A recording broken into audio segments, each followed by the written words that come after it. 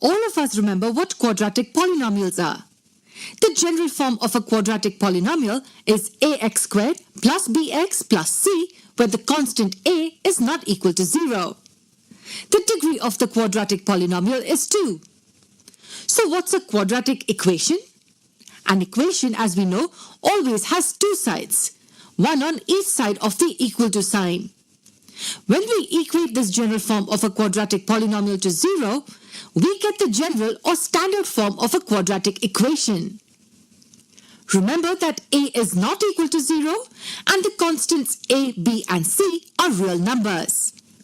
For instance, 2x squared plus 4x plus 2 equals 0 is a quadratic equation.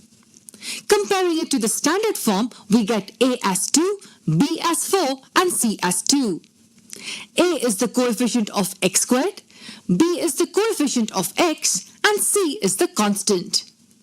This is called a quadratic equation in variable x. X squared plus 5x plus 6 equals 0 is also a quadratic equation.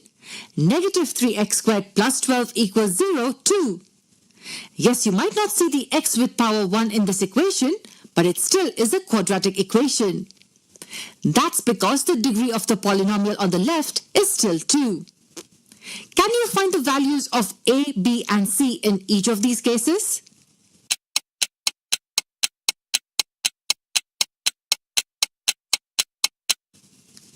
Here are the values. Notice that in the second case, the value of coefficient of x is 0. And that's not a problem at all. The important condition is that a must not be equal to 0. We can say that a quadratic equation is of the form p of x equals 0, where p of x is a polynomial of degree 2.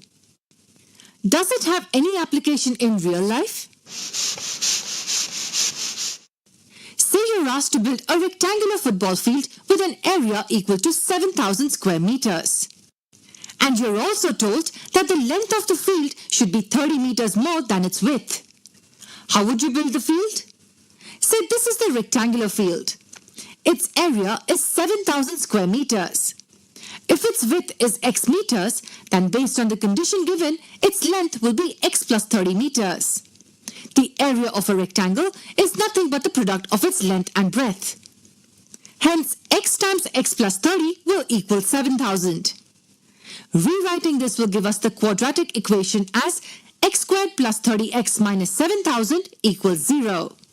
And this is nothing but a quadratic equation. But how will this give us the value of x? That's what we will learn in the coming videos.